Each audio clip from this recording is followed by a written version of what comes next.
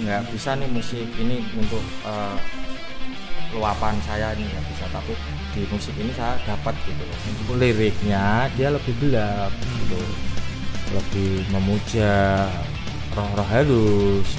Ada itu kuburan band.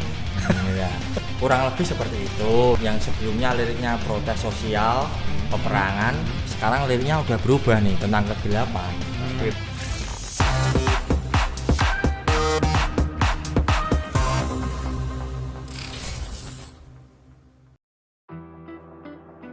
Apakah Anda suka mendengarkan musik?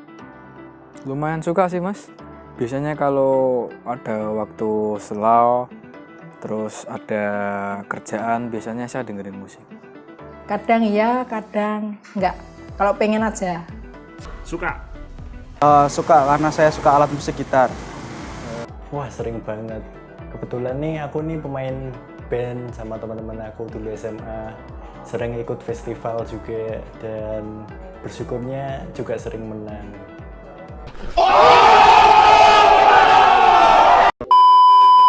Musik yang sering kamu dengerin apa?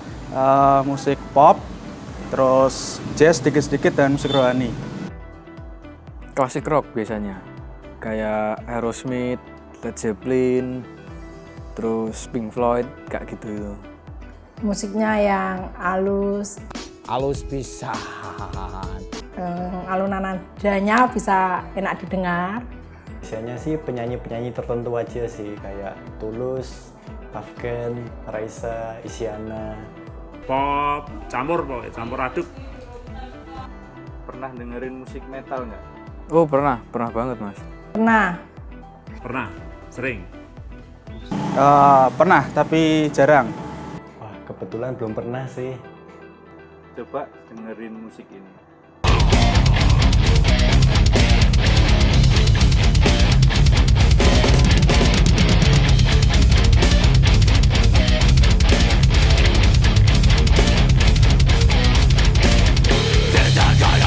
Gimana menurutmu musik barusan? Kalau menurut saya, gembebrek.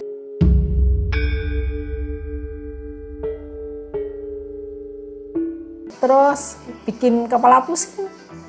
Menurutku sih agak serem ya. Tapi buka semangat juga sih. Semangat, oke. Semangat, oke. Semangat, oke. Kalau musik barusan, secara pribadi saya kurang menikmati ya. Kalau musik-musik jenis Avenged Sevenfold saya masih bisa menikmati. Asik, enak. Suka saya. Cadas banget ya mas. Cuman kalau saya kurang begitu bagus lagunya bagus. Cuman telinga saya kurang bisa mencerna yang distorsinya terlalu kotor. Kalau dengan berani kotor bisa mendapatkan teman baru, kenapa harus takut kotor? Kalau masih kayak yang ringan-ringan kayak Nirvana, Pearl Jam mungkin saya masih bisa nerima. Halo semuanya, perkenalkan kami dari Sanggar untuk Negeri Kudus. Kami akan membawakan Suntalk yang kedua. Kemarin kita bahas soal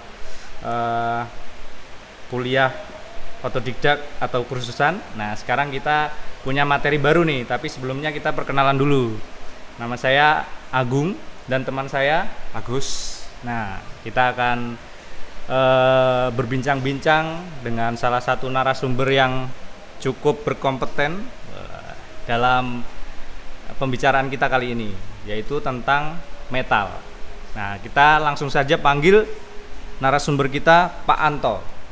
Ya, halo, selamat sore. Selamat datang di Suntalk.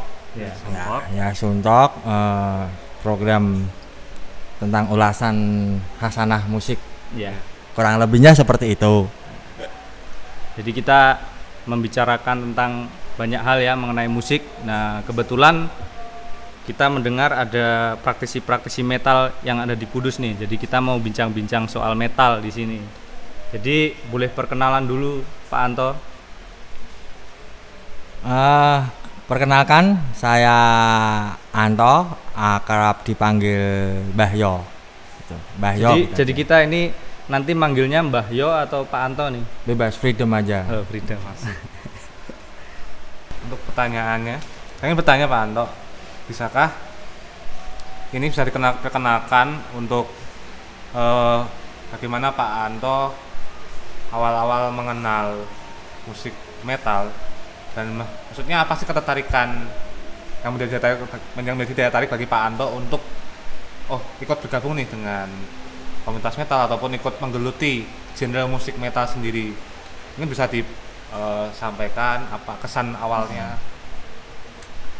Awal mula pastinya ikut-ikutan ya, poser pastinya itu. Cuma yang saya ingat betul, awal kali saya lihat dan menonton tentang musik metal yang saya itu tahunya itu mungkin saat itu musik rock atau musik yang cadas lah itu.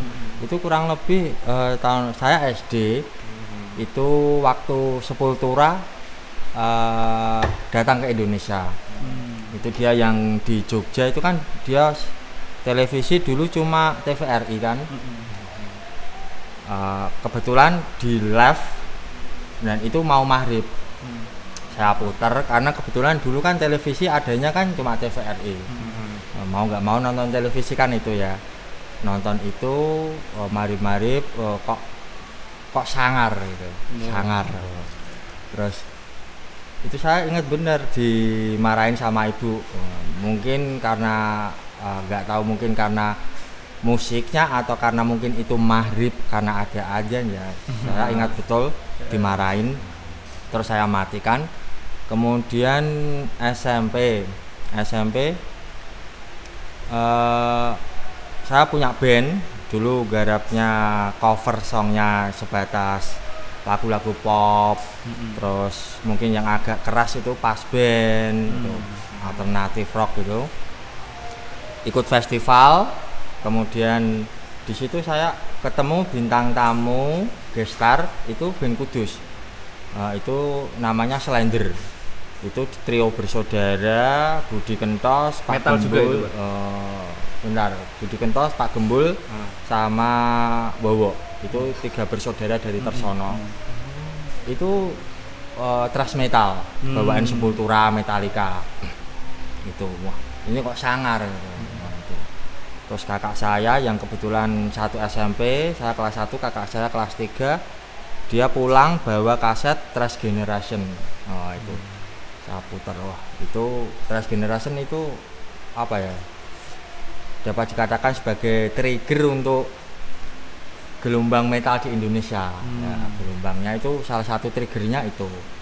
Kemudian saya suka menggeluti, awal-awalnya ya pastinya band sih. Ini band apa sih, apa-apa. Soal kenapa suka ya, suka mungkin kalau awalnya memang ikut-ikut sangar ya, sangar lah.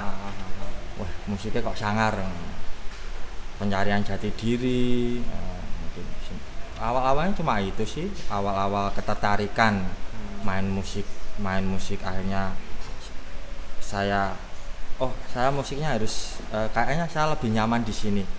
Musik itu kan kita ekspresi kita ya. Mungkin kalau anda sampean lagi jatuh cinta pasti musiknya ekspresinya yang melo-melo. Mungkin saya dulu mungkin marah-marah mungkin nggak tahu ya. Tapi ekspresi saya lebih tersalurkan ke itu. Itu kan cara berekspresi gitu, tersalurkan lewat saya nggak nangkap nih, nggak bisa nih musik ini untuk luapan saya ini nggak bisa, tapi di musik ini saya dapat gitu loh, di musik metal. Itu sih mungkin yang bikin sampai sekarang saya masih tertarik, menggeluti, masih menjadi pendengar, mengikuti gitu. Oke, menarik sih poin. Yang menjadi poin penting di sini, musik metal jadi sarana Pak Anto untuk mengekspresikan perasaan di hal itu ya, mengekspresikan perasaan ataupun ya menggambarkan apa yang ingin dilakukan harapan lewat itu, mungkin lewat musik-musik yang Pak Anto geluti ya. Kalau Mbah Yo punya sebagai player apa? Kalau saya sendiri dari apa tadi SD ya? Dari SD udah denger. Sudah dengar. Kemudian terus mulai terjun ke band-bandan itu kan SMP. Terus, kebetulan dulu gitar sih. Oh, gitar. Gitar. Itu sampai seterusnya. Sampai seterusnya. Enggak karena ganti-ganti. Bisanya cuma itu. Ya, jadi menarik sih sebenarnya. Saya juga dari dulu ya pertama kali musik saya suka rock pertama kali itu. Memang apa ya, ekspresi kehidupan saya tuh jadi kayak apa ya, kayak ya cenderung keras lah gitu, kasar gitu. Tapi waktu kesini mulai suka ngepop, suka yang melo-melo, ekspresinya jadi kayak apa ya, kayak nggak sekeras dulu gitu. Jadi kayak musik itu memberikan dampak untuk ekspresi kita gitu. Kalau Mbah Yok gitu tadi ya? Iya sih, dua arah sih menurut saya. Musik sebagai jalur sarana untuk kita berekspresi, dan musik sendiri memberikan pengaruh dampak ke kita. Karena di musik itu kan banyak melalui lirik, melalui bagaimana role model dari playernya itu memberikan pengaruh ke kita. Itu pasti menurut saya dua arah. Jadi musik sebagai sarana dan musik yang memberi sarana memberi dampak efek ke kita. Benar juga, saya juga nakal. Ya pasti masa remaja itu pasti pernah nakal. Iya. Kalau udah tua tobat lah. Kalau udah tua tobat. Tipis-tipis. Ya tapi ada yang nggak tobat juga. Nggak apa-apa. Karena nggak sempet tua.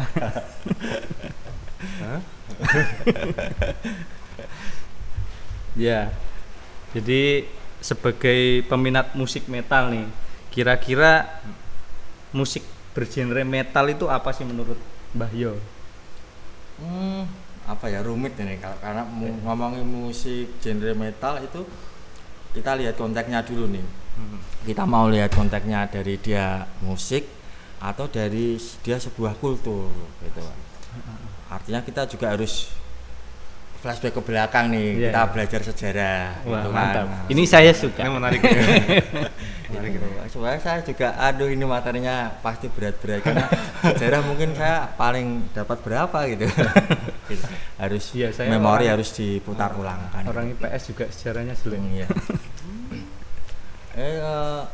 Kalau dari segi musik, kalau menurut saya pribadi, saya sudut pandang saya dulu ya. Kita sejarahnya nanti dulu lah. Soalnya saya lebih kalau bicara sejarah, sekarang udah media internet banyak lah, udah bisa cari sendiri lah gitu di internet. Informasi udah banyak. Beda sama zaman saya dulu. Era saya dulu belum ada internet, kita harus untuk bisa dapat lagu band metal A, B, C, D itu kita harus patungan, beli impor. Nah, nanti dapatnya CD, dikopi dari kaset ke kaset. Nah, itu. Untuk informasi juga gitu, melalui by surat manual. Pakai kalau sekarang kan enak ada WA. Dulu nggak tahu ngalamin surat cinta apa enggak. Nah, itu. Pernah ngalamin juga. Surat-suratan. Nah, itu dulu semanual itu gitu loh. Kalau sejarah kurang, nanti ada ya paling gambaran sedikit lah. Cuma untuk mental buat saya itu apa ya, sebuah passion sih, sebuah semangat.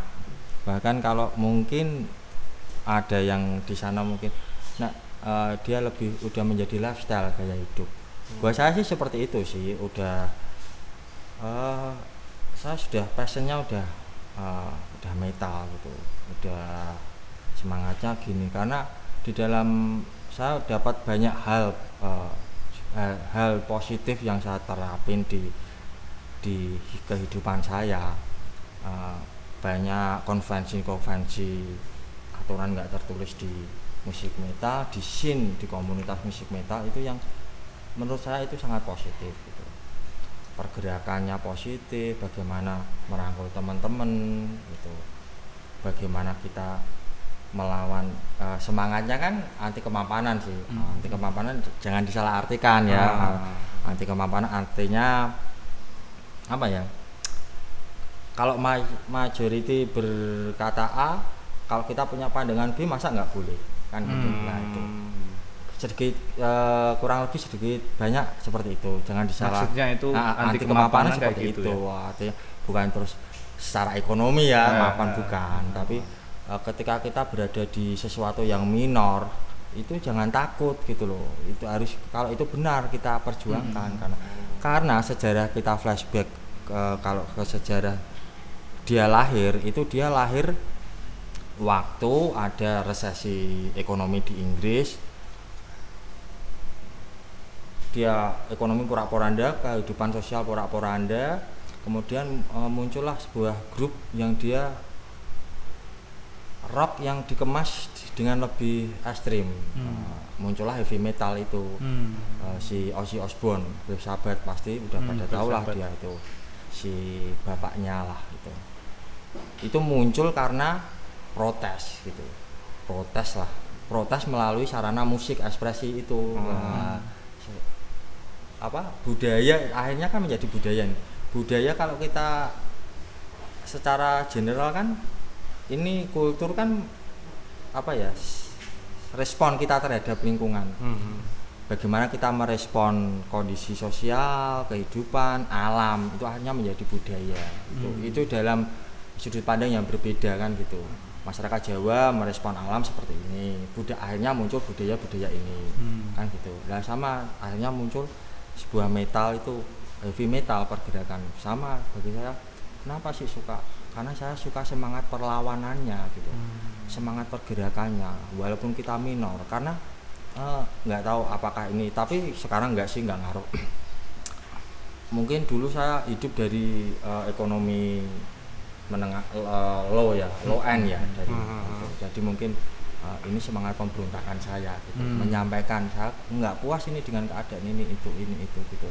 Ini saya memberontaknya seperti itu. Mungkin ya saya kan nggak tahu, tapi yang saya rasa pastinya itu saya suka semangat berontaknya, semangat melawannya gitu. Kalau saya benar, kenapa harus takut gitu. Berani beda dengan yang iya gitu, nggak masalah. Sekolah nggak pernah malam nggak pernah belajar, saya nggak apa-apa Bu, saya nggak belajar, yang penting nilai saya bagus. Itu kan saya bisa konsekuen gitu loh. Itu semangat memberontak, artinya rule pakemnya orang sekolah malam belajar, pagi sekolah. Tapi kan nggak harus kayak gitu. Kenapa kalau tanpa kita malam nggak usah belajar, tapi pelajaran di sekolah kita bisa nilainya dapat bagus, kenapa? Iya, betul. Itu seperti itu, karena memang saya yang terjadi dengan saya dulu yang seperti itu. Malam udah nggak di rumah lah, pokoknya main gitu lah. Tapi yang penting saya komitmen, konsekuen. Yang penting sekolah saya beres lah. Gitu. Itu sih. Ya apa dampaknya kita yang bertanggung jawab gitu. Benar gitu. Nah saya lebih ke itu musik metal. Nah soal sejarah akhirnya kan tadi dia sebelumnya kan ada era rock and roll. Ada Elvis Presley di Amerika, terus ada si Beatles di Inggris. Muncullah ini heavy metal sebagai perkembangan dari rock and roll, hard rock itu. Kemudian berkembang sampai terjadi sampai sekarang di era modern itu, metal modern yang sekarang sudah industri, sudah menjadi industri, bahkan berkembang ya. Sudah industri ya. Itu juga sempat nggak tahu nih, kita perdebatan juga ini antara ini metal underground atau metal industri. Itu udah perdebatan sih, tapi saya nggak mau terpaku di situ ya. Udah pokoknya saya seneng metal gitu. Ketika saya mau kita datang ke komunitas yang dia berbasic underground ya kita oke. Ketika kita mau show di situ ada sponsorship gede ya beda lain cerita gitu kan. Itu harus bisa itu. Saya seperti itu kurang lebih metal bagi saya itu sih. Jadi ada dua aspek tadi ya, musik dan sejarah. Iya itu. Semangat, spirit. Kalau musik ya nanti kita harus bicara rootnya, bagaimana perkembangannya, nanti dia subgenrenya seperti apa itu.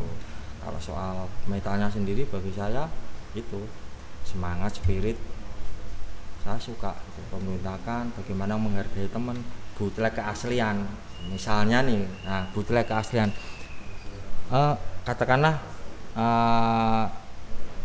saya punya baju band metal nih, Metallica saya pakai. Di metal kalau kita pakai baju itu nih, itu kalau dulu nggak tahu, kalau sekarang mungkin agak berbeda, udah berbeda lah. Kalau dulu nih zaman saya, kalau pakai baju Metallica, otomatis saya harus bertanggung jawab. Tanggung jawab dalam arti apa? Saya harus tahu Metallica itu grup dari mana, alirannya apa, personilnya siapa aja, albumnya apa aja, itu harus tahu itu. Gitu. Bahkan outfit juga iya harus, karena ini kan juga ekspresi kan, harus tahu itu, harus bertanggung jawab. Bukan cuma gaya-gayaan. Bukan ya, itu harus, itu saya senangnya. Beda kalau sekarang. Itu yang artinya ketika kita itu mendapat sesuatu, ini kan saya mendapat sesuatu nih, Metallica dalam bentuk kaos. Nilainya itu kita jangan ambil setengah-setengah, jangan hanya luarnya, tapi harus masuk ke dalamnya. Semua all in itu. Jadi kita kalau dapat ilmu itu hanya luarnya, jangan luarnya aja gitu. Tapi coba pelajari ilmunya dari mana, itu bagaimana referensinya, latar belakangnya, kan sama kan. Saya kira kok itu nilai positif buat saya ya. Iya betul sih. Itu. Dan ini juga bisa diterapkan di semua genre sebenarnya. Iya. Jadi apa yang kita tunjukkan ya harus kita pikirkan dengan baik, kita tahu dalam-dalamnya kayak gimana.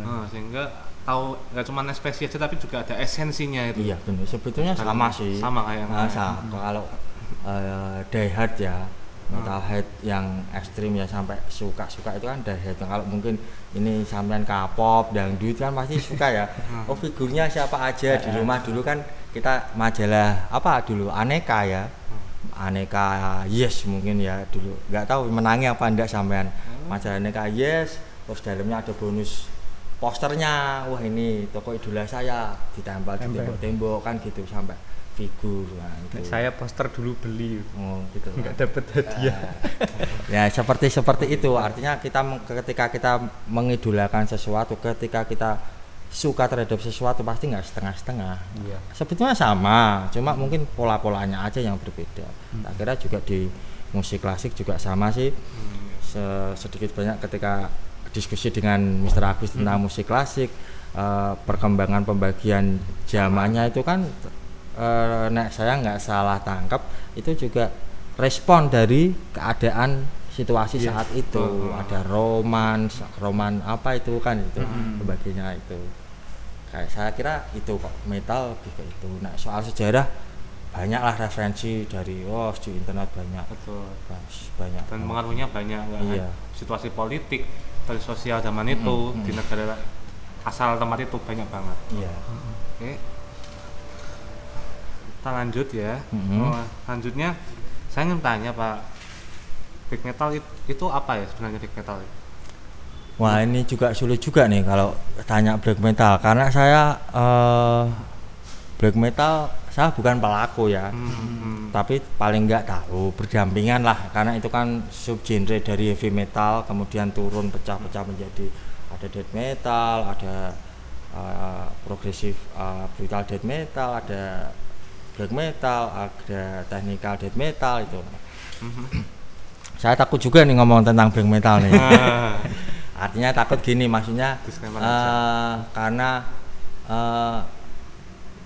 ini sensitif gitu loh. Sensitif itu sensitif dalam arti baik di komunitas black metal sendiri sensitif dia. Kalau saya salah ngomong nanti pasti banyak komplain. Jadi sebelumnya harus minta maaf dulu. Saya maaf dulu ya kalau saya kalau ada mungkin salah, mungkin nanti teman-teman bisa kasih input referensi, jadi malah biar mungkin orang semakin tahu ya di komen nanti orang biar semakin tahu. Nah, itu malah tahu gitu.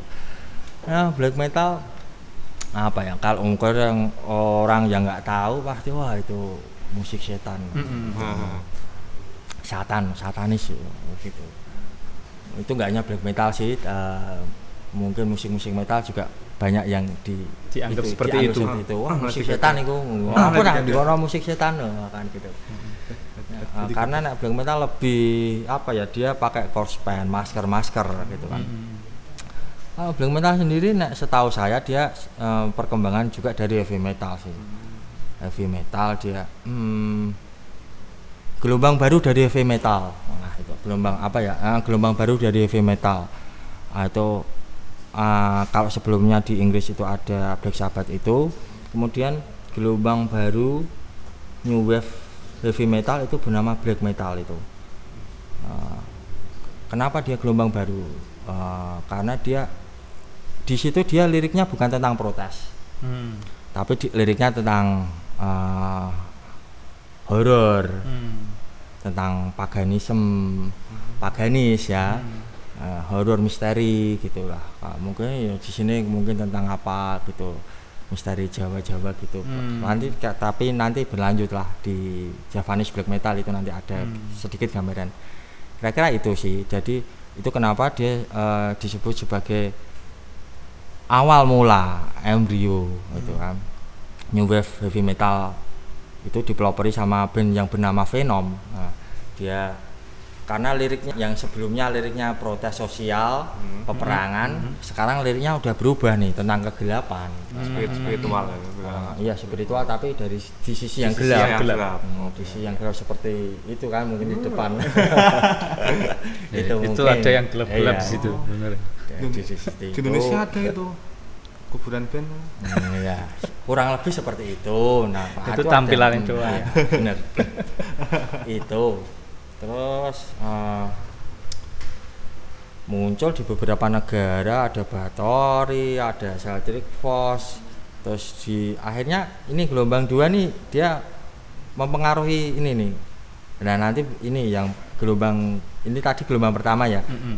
Gelombang pertama heavy metal, new wave heavy metal. Kemudian muncullah gelombang kedua itu mempengaruhi di anak-anak muda di Skandinavia itu dia pelopornya si Mayhem, namanya Mayhem bandnya. Kenapa itu gelombang kedua? Karena di situ dia itu lebih sama tadi balik budaya itu sebagai respon dari situasi lingkungan sekitar. Nah di Mayhem di Norwegia itu dia liriknya ini sesuai dengan lingkungannya, budaya Viking, paganis. Nah itu lirik-liriknya dimasukkan semangat Viking, semangat peperangan dengan benda-benda yang dianggap roh-roh itu kan itu. Nah akhirnya muncul gelombang kedua itu, gelombang 2 Mayhem itu black metal. Nah, dari beberapa literasi memang kontroversi juga si orang-orang Mayhem ini karena tercatat di beberapa literasi orang-orang personilnya ini terlibat dalam pembunuhan, pembakaran gereja. Itu memang sudah terbukti karena dihukum juga orang-orang mereka. Jadi mereka sudah benar-benar merasuk ya, artinya ini ekspresi black metal saya gitu. Metal yang lebih horor, lebih gelap gitu. Sisi kegelapan manusia diungkap. Nah, itu memang benar-benar terlibat di beberapa literasi. Memang orang-orang itu memang terlibat dalam pembakaran gereja, pembunuhan orang, itu memang pengeboman, itu memang mereka melakukan itu loh. Jadi itu dalam bentuk apa ya? Musiknya atau lirik-liriknya gitu. Dalam kehidupan sehari-hari. Aktivitasnya malah. Dalam kehidupannya itu. Jadi dia musiknya itu tapi musiknya mirip-mirip sama heavy metal gitu. Beda. Dia lebih suaranya lebih mudahnya lebih scream gitu kan. Nanti soal suara ada itu harus ada kuliah sendiri itu. Soal suara di heavy metal itu harus ada kuliah. Nanti kontennya SKS-nya sendiri ya. Kontennya beda lagi nanti ya. Benar, itu beda lagi karena seperti di nada, ada mayor, minor, itu di vokal aja itu di heavy metal itu ada sendiri gitu. Nah, itu dia enggak liriknya udah beda kan pastinya dengan heavy metal. Kalau heavy metal dia muncul karena si Ozzy Osbourne itu waktu Inggris Britania Raya itu ada resesi ekonomi kan. Tapi heavy metal ini black metal ini gelombang baru, liriknya dia lebih gelap gitu. Lebih memuja roh-roh halus gitu. Nah, si Mayhem ini lebih ekstrim lagi, dia memadukan dengan kebudayaan mereka, bangsa Viking, kepercayaan mereka terhadap roh-roh halus itu. Akhirnya karena mereka ya itu apa? Semangat ini Viking, di sini pagan. Berarti kita ada gereja harus bakar. Kan kurang lebih seperti itu. Itu memang terlibat mereka juga, memang di literasi memang terlibat, memang pelaku, bahkan mereka membuat perkumpulan secara gampang mungkin anti, kalau di sana mungkin majority Kristen ya, anti crash tapi nggak tahu itu, saya kurang paham ya itu apakah semangatnya itu hanya untuk agama tertentu atau semua agama, karena budaya mereka tidak mempercaya agama, mereka paganis kan gitu. Apakah itu saya kurang tahu, itu perlu mendatangkan narasumber lain black gitu. metal sendiri ya itu mungkin menarik juga itu. Itu sih setahu saya black metal seperti itu. Nah, yang menarik ketika datang ke Indonesia, di Indonesia kan nggak bisa nih awal-awalnya ya ditelan mentah-mentah awal-awalnya, pada pakai dengan logo-logo yang berbau apa salib terbalik, ya, anti-crash gitu ya. Apa ada Lucifer dan teman-temannya kan gitu akhirnya di Indonesia ini juga pelaku-pelakunya sama yang seperti di Norway sama si Mayhem ini kan. Ini bukan budaya kita, soal musiknya is oke. Budaya kita nggak kayak gini kok gitu. Budaya kita apa? Ya Jawa penuh dengan budaya. Kenapa nggak kita explore kan gitu? Ada mungkin Ratu Laut Selatan, ada hal-hal mistis di hutan lembut apa gitu. Nah, akhirnya itu diangkat juga. Akhirnya muncul Javanese metal itu juga. Walaupun baru dalam tataran lirik, tapi nggak tahu nih, saya kurang tahu persis ya kalau mungkin ada person-personnya pelaku itu yang benar-benar mengamalkan, baik itu dia secara kehidupan sehari-hari dengan dia kejawen ini terus dia juga bermain musik, itu apakah ada atau enggak. Kabarnya sih ada, itu kabarnya ada, mungkin Jiwo dari Solo itu grup itu ya, kabarnya sih ada dia. Itu band. Ya band dia, kabarnya dia itu. Saya buat itu ya pemirsa, kalau ada itu boleh diralat nih. Saya kurang lebih itu dengar kabar, terutama Om Jiwonya itu dia benar-benar itu apa? Dia lebih dia kejawen gitu kan, dia kejawen, terus lirik-liriknya juga mengangkat tentang itu seputar ini budaya Jawa gitu. Apakah itu hanya di Jawa apa di daerah lain? Oh, di daerah lain sama kok, sama di daerah lain pakai dengan adatnya masing-masing ya. Cuma kan kebetulan saya hanya sebatas tahu karena saya bukan pelaku di black metal, ranahnya saya juga Jawa, dan movement pergerakan black metal yang memang masih di Jawa gitu. Tapi saya yakin di luar Jawa banyak pasti yang belum terekspos, namanya juga band underground kan, dia band ekstrim, mereka publikasi ya mereka nggak butuh, aku yang penting berekspresi gitu aja sih. Kurang lebih seperti itu. Untuk detailnya harus manggil moderator sendiri itu. Ada ciri khasnya gitu. Mungkin dengan gampang kok itu dia ngasih nada-nada apa kalau gamelan pentatonik ya. Pentatonik. Nah, dimasukkan ke situ. Angklung masuk ya. Kalah banter sih. Tapi kalau udah cari teori ketemu kan itu menurut saya kayak itu sih. Ya. Jadi itu pentingnya teori guys. Kalau nggak sejarahnya saya mungkin bisa bilang nggak sejarah Kudus dimulai waktu Mufes. Harus berkarya, apalagi di situasi sekarang kan, kita mau ngapain kan gitu.